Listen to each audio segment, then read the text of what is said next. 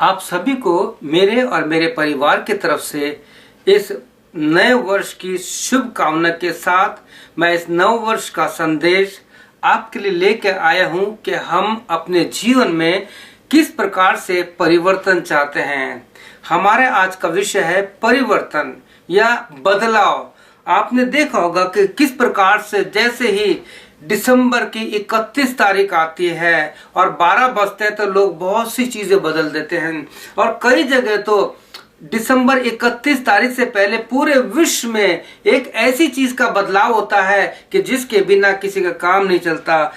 और वो बदलाव होता है कि हर परिवार में, हर चर्च में, हर ऑफिस में, पूरे विश्व में कैलेंडर बदल दिया जाता है। पुराना कैलेंडर हटा दिया जाता है और नया रख दिया जाता है। प्रिय भाई और बहनों, ये तो हुआ ऊपरी परिवर्तन। हर साल हम कैलेंडर बदलते हैं, हर साल हम इन सारी बातों को बदलते रहते हैं, और जब भी क्रिसमस आता है, जब भी दिसंबर आता है, हम ऊपर की चीजों को बदलते हैं, अपने घर की सजावट करते हैं, जो पुरानी चीज होती है उसको निकाल करके नई चीजें रख देते हैं। इस प्रकार का परिवर्तन हम अपने परिवार में और अपने कलीसिया में हर जगह करते हैं। लेकिन प्रिय भाई और बहनों, इस प्रकार के परिवर्तन से या बदलाव से कोई फायदा नहीं होगा जब तक हमारे जीवन में आंतरिक परिवर्तन ना हो, हमारे आत्मा का परिवर्तन ना हो, हमारे सोच विचार का परिवर्तन ना हो।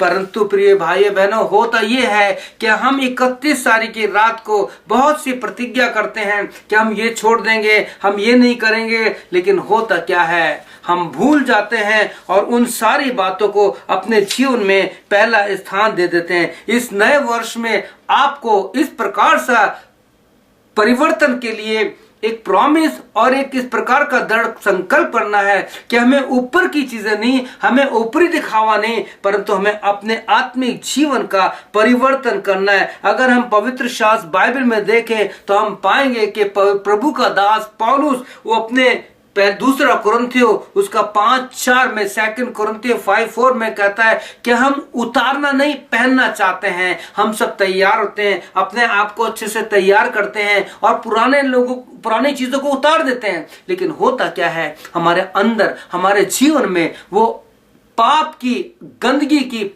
परत बनती जाती है और वो पाप हमें दबाया जाता है और हम परमेश्वर के वचन के विरोध में चले जाते हैं। जबकि परमेश्वर का वचन लूका 13:1-10, gospel saint according to Luke chapter 13 1-10 आप जरूर पढ़िए। वहां पे किस प्रकार से बताया गया है कि अगर हमारे जीवन में आत्मा के फल नहीं है तो जबकि 8वें वचन के अनुसार परमेश्वर ने आपको और मुझे 1 वर्ष और दिया है। इस परिवर्तन के लिए, इस बदलाव के लिए परमेश्वर ने हमें 1 वर्ष और दिया है कि हमें इस बदलाव से सबसे पहले अपने जीवन में आत्मिक परिवर्तन लाना है, उसके बाद अपने घर में और उसके बाद कलीसिया में, और जब इस प्रकार से हो गया पूरे समाज के द्वारा परमेश्वर इस संसार में एक नया परिवर्तन लाना चाहता है ताकि प्रभु की ध्येय उन्नति पाए, प्रभु यीशु मसीह की महिमा हो।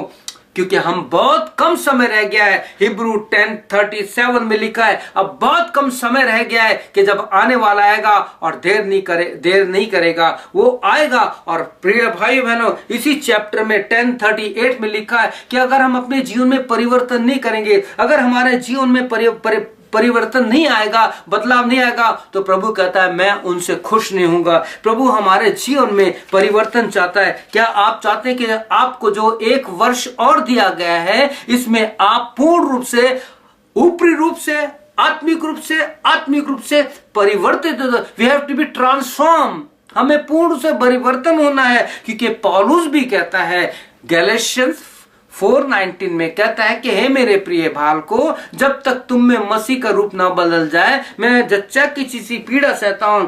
आप में से कई लोग कहते होंगे हम हर साल परिवर्तन के लिए, बदलाव के लिए प्रतिज्ञा करते हैं कि प्रभु हम चाहते हैं हमारे जीवन में परिवर्तन हो, लेकिन हम नहीं आगे बढ़ सकते। इसका कारण यह है कि जेनेसिस 8:21 में लिखा है कि हमारे अंदर जो भी पाप का स्वभाव है उससे जो कुछ होता है बुरा ही होता है। जरमया 17:9 में कहता है कि हमारे हमारे जीवन में, हमारी आत्मा में, हमारे दिमाग में एक पाप का बुरा रोग लग गया है, जिसे आप भी जानते हैं और मैं भी जानता हूं, हम सब जानते हैं, और सबसे बढ़कर परमेश्वर जानता है, because the God is greater than our mind. वो सब कुछ जानता है, ही नोज एवरीथिंग। तो आप चाहते हैं इस प्रकार का परिवर्तन आपके जीवन में आए, जबकि परमेश्वर ने आपको 1 वर्ष और दिया है, तो इस 1 वर्ष में प्रभु चाहता है कि आप उसके पास आए, और जब आप आएंगे अपने पापों से पश्चाताप करेंगे, प्रभु मेरे पापों को पश्चाताप, मेरे अंदर से पुराना स्वभाव निकाल दे, तो प्रभु आपको एक नया मन देगा। जैसे एजेकियल 36 उसका 26 और 27 में लिखा है, वो आपको एक नया मन देगा, एक नई आत्मा देगा, और जब सब कुछ नया हो जाएगा तो आप कह सकते हैं today I am a new creation, आज मैं एक नई सृष्टि हूं। जैसे 2 कुरिन्थियन 5:17 में लिखा है। प्रिय भाइयों बहनों, यशाया 43 उसके 19 के अनुसार परमेश्वर कुछ नया करना चाहता है। क्या आप चाहते हैं नया हो जाए ताकि आपके जीवन में हो? तो आपको प्रभु में आकर के आपको एक बनना है। आपके हाथ में परमेश्वर ने उंगलियां दी हैं। आप देखिए सभी बराबर नहीं है, परिवार में, चर्च में, समाज में, कोई गरीब है, कोई छोटा है, कोई बड़ा है, हर तबके के लोग हैं, ये बराबर नहीं है। लेकिन अगर प्रभु यीशु मसीह हमारे जीवन में है तो हम सब एक हैं, क्योंकि बाइबल कहती है हम सब मसीह में एक है। तो देखिए ये सब बराबर नहीं है, लेकिन जैसे हम मुट्ठी बंद करते हैं तो ये बराबर हो जाती हैं, एक हो जाती है, एक समाज बन जाता है, एक परिवार बन जाता है। फिर वहां मेरा तेरा नहीं होता कि ये मेरा पैसा है, ये मेरा धन है, ये मेरा मकान है। वहां सब क्या होता है? हमारा, हम सब के लिए, सब एक के लिए। तो आइए प्रिय भाइयों बहनों, हम इस पूर्ण परिवर्तन के संबंध को अपने जीवन में लें और प्रभु से कहें, प्रभु यीशु मसीह मेरे जीवन को बदल दे, मेरे पापों को क्षमा कर दे, मेरे अंदर जो गंदगी है उसे निकाल दे। तो प्रभु आपको कहेगा कि ये जो 1 वर्ष मैंने दिया है ये तेरे लिए बहुत ब्लेसड है। हम लोगों को कहते हैं कि प्रभु आपको इस 9 वर्ष में आशीष दे, आपको प्रॉस्पर रखे, सब कुछ बहुत बड़ी बड़ी आशीषें लोग देते हैं। लेकिन प्रिय भाइयों, जब तक हमारे अंदर बदलाव नहीं है, पवित्र आत्मा का काम नहीं है, प्रभु की शक्ति का काम नहीं है, मृत्युंजय की सामर्थ्य का काम नहीं है, तो कुछ भी नहीं है। तो क्या आप चाहते हैं कि आपके जीवन परिवर्तन हो?